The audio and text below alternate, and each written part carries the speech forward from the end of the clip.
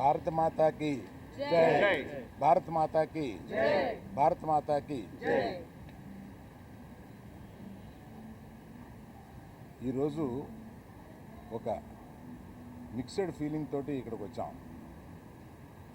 Cinema విడుదలైన సందర్భంగా మేము చాలా ఉత్సాహంగా రావాలనుకున్నది వెనకాల ఎక్కడో మన దేశం గురించి మన సైనికులంతా అక్కడ పోరాడుతుంటే మనం దీన్ని సెలబ్రేషన్గా చేయకూడదు, కేవలం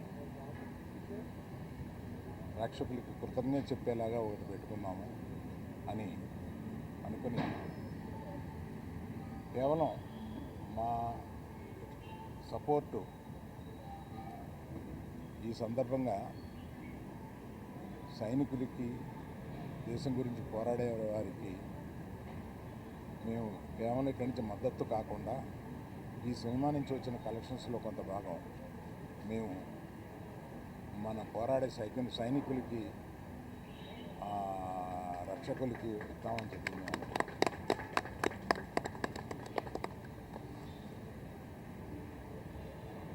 మేము యాక్చువల్గా ఈ సినిమా రిలీజ్ డేటు అనౌన్స్ చేసిన తర్వాత ఈ ఉద్రిక్తత వచ్చింది. మేమందరం కూర్చుని ఇది సినిమాని వెనక్కి తీసుకుందామా, కొంత పోస్ట్పోన్ చేద్దామా అని కూడా ఆలోచించాం. కానీ అందరూ అన్ని పనులు చేసుకుంటూ ఉన్నారు. మనం కూడా మన పని చేసుకుందాము అనేది కాకుండా సినిమాని తీయడానికి 300-400 మంది ఇక్కడ కష్టపడమే కాకుండా అనేక వందల థియేటర్లో దీన్ని రిలీజ్ చేస్తాము. ఆ వందల థియేటర్లో అనేక కుటుంబాలు వీటి మీద ఆధారపడి ఉంటాయి. అందరూ పని చేసుకుంటున్నారు కనుక ఇది రిలీజ్ చేసిన మాత్రం తప్పుగా రాదనే ఒక ధైర్యంతో ఇది తీసుకున్నాం. సో ఒక పరిపాటిగా ఇవాళ దీన్ని ఇక్కడికి వచ్చి మేము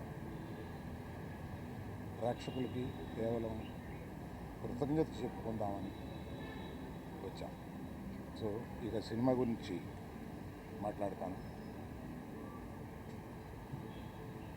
ఈ సినిమా చాలా ఆహ్లాదకరంగా ఉండడానికి మొదటి నుంచి ప్రయత్నించాము.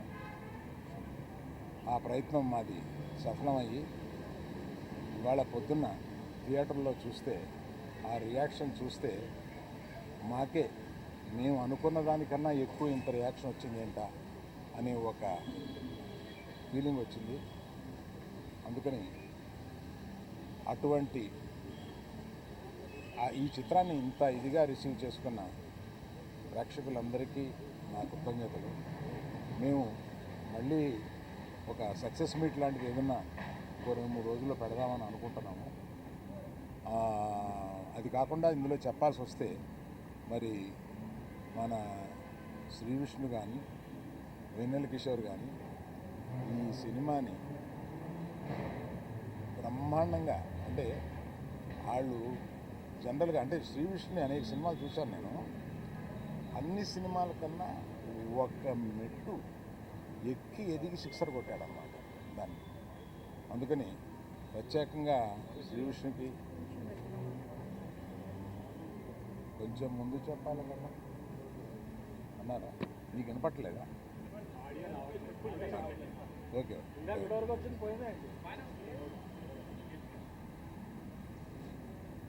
సో శ్రీ విష్ణు గారు అంత చాలా బాగా చేశారు.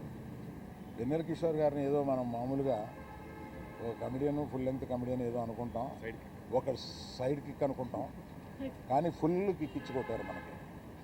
ఇతను చూస్తే ఫుల్ కిక్ వస్తుంది అన్నమాట మనకి. అట్లాగా ఒక సెకండ్ హీరో లెవెల్లో మొత్తం హీరోతో పాటు ఉండి సినిమాని నడిపించారు. వీళ్ళందరినీ నడిపించిన దర్శకుడు కార్తిక్ గారికి కృతజ్ఞతలు.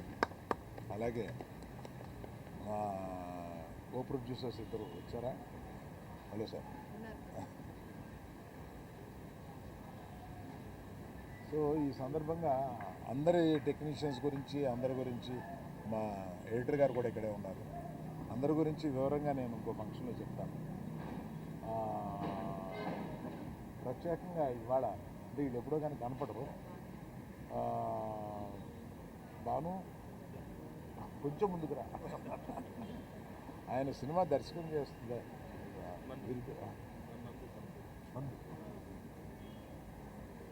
భాను అండ్ నందు వీళ్ళు ఒక ద్వయం. వీళ్ళకి సినిమా ఆయన కథ చెప్పినప్పుడు వీళ్ళిద్దరిని పిలిచి దీన్ని కొంచెం పాలిష్ చేయండి అమ్మా అని అడిగాం. వీళ్ళు దాన్ని డైలాగ్స్ అసలు మొత్తం కొన్ని సీన్లు అవి విపరీతంగా పాలిష్ చేసి వాళ్ళు తగ్గదగ్గ మర్చిపోయేలాగా చేశారు. ఫ్యూచర్లో వారి సినిమా దర్శకత్వం చేస్తున్నారు మన రవితేజతో, మాస్ జాతర. సో అది కూడా సక్సెస్ అవ్వాలని కోరుకుంటున్నాను. సో మేజర్గా ఇది నేను దూరంగా ఉండి దీన్ని నేను వాసు కలగజేసుకోకుండా ఈ సినిమాని తీసిపెట్టామా అని ఒక చిన్నపిల్లల్ని స్విమ్మింగ్ పూల్లో తోసేసి పూర్తిగా స్విమ్ చేస్తుందో లేదో అన్నట్టుగా ఈమెకి ఈ సినిమాని అప్పచెప్పాము. బ్రహ్మాండంగా తీసిపెట్టింది.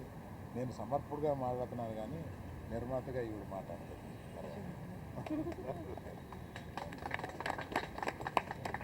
ఇప్పుడు ఎవరు మాట్లాడతారు బాగుంటుంది?